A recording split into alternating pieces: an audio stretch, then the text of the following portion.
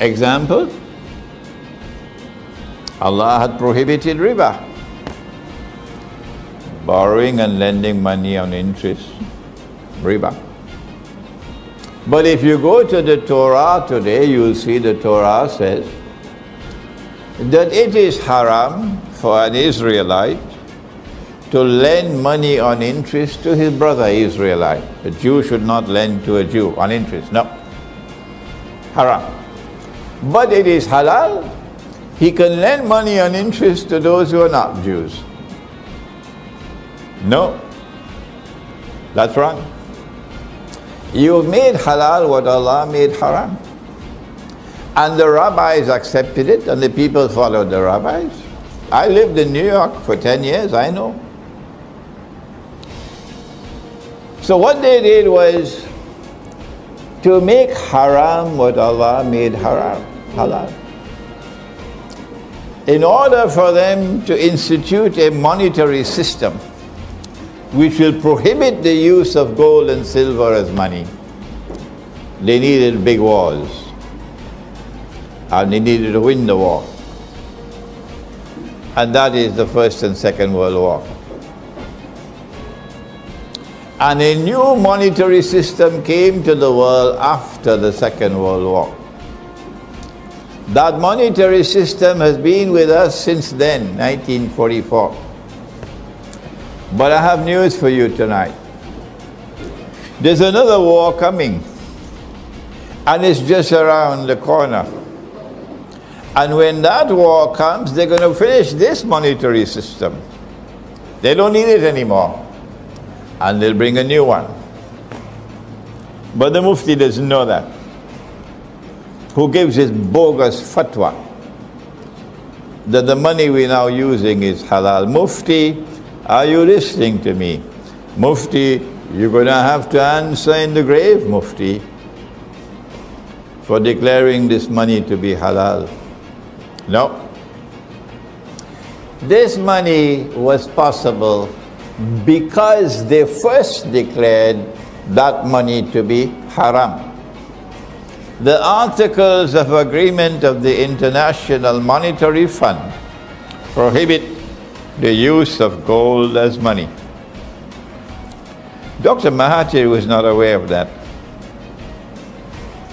I am not a politician. I don't comment on politics. But when someone does what is right, I declare that he did what is right, and I don't care who is annoyed with me. A scholar of Islam doesn't bow his head before public opinion. Dr. Mahathir was not aware that the International Monetary Fund prohibited the use of gold as money. But Dr. Mahathir was able to recognize, as no one else recognized, that this was wrong. That this was wrong. That you cannot prohibit the use of gold as money. And Dr. Mahathir did what no one else did in the history of this country. Let me remind the Malaysian people, if they need to be reminded, that Dr. Mahathir did what no one else did ever did, and perhaps no one else will ever do. When I met him, I told him that. I said, you're the second one to do it. The first was General Charles de Gaulle. General Charles de Gaulle recognized that this was wrong, this was unjust. Bringing a new monetary system in the world, and in order for this bogus system to survive, you have to prohibit the use of gold as money. So Charles de Gaulle stood up in the French National Assembly in 1966. That's why the French people loved Charles de Gaulle. And he blasted them.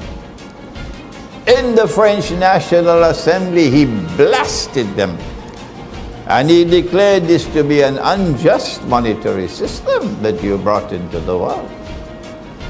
And so they took out their knives for him. Yeah. And they finished him. And after after Charles de Gaulle, the only other one was Dr. Mahathir. And so this country should be proud of Dr. Mahathir.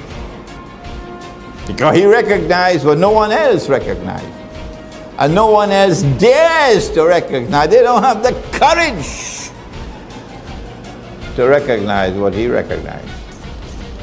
And tonight I have to give credit where credit is due, regardless of the price I have to pay. At the time when I said that Dr. Mahathir was only the second, I was wrong. I didn't know he was the third. I didn't know that there was one before him. I didn't know that there was one before Charles de Gaulle. But he's today forgotten. They call him a playboy. Ahmad Soekarno was more than a playboy. Ahmad Soekarno was more than a playboy. When Indonesia became independent, Ahmad Soekarno called in the ulama. He had the courage to do it. And he asked them about this money. I'm not a scholar of Islam, you are the scholar. Tell me, how can we have paper as money?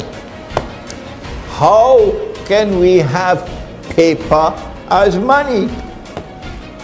And the ulama replied to him and said to him, the paper would be halal only if it is redeemable in gold.